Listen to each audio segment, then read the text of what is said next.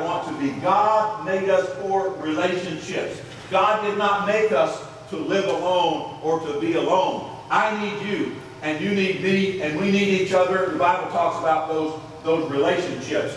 In chapter 16 of his book, John Ortberg writes this. He says, an academic journal called the Journal of Happiness Studies. And I looked it up online. There is a Journal of Happiness Studies. It's well recognized. The Journal of Happiness Studies uses the tools of research to identify what makes human life flourish. What makes us happy? Why are some people dynamic and other people are not? When researchers look at what distinguishes quite happy people from less happy people, one factor consistently separates these two groups. It is not how much money you have.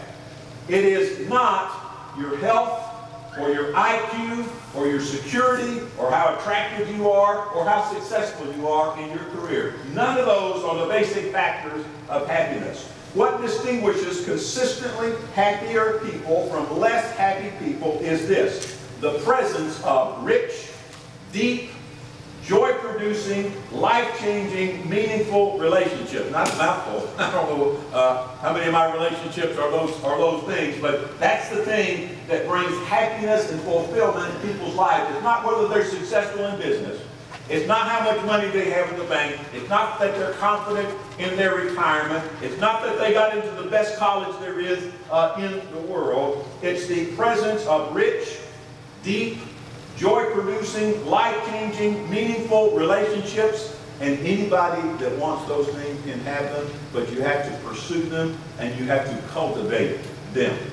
Spending meaningful time with people who care about us is indispensable to human flourishing. I can't make it by myself. You can't make it by yourself. You work all the time, you're not going to be a happy person. I don't care how successful you are on your job. You are not going to flourish in this life. Notice he says spending meaningful time with people who care about us is indispensable to human flourishing. Social researcher Robert Putnam writes this: the single most common finding from half-centuries research on life satisfaction, not only from the USA but from around the world, is that happiness is best predicted by the breadth and depth of one's social connections. Now, most of us know, at least intuitively, that our relationships are more important than anything else in this life. Most of us are aware that no matter what else we accomplish, if we have no deep connection with God and with people whom we love and who love us, then nothing else is really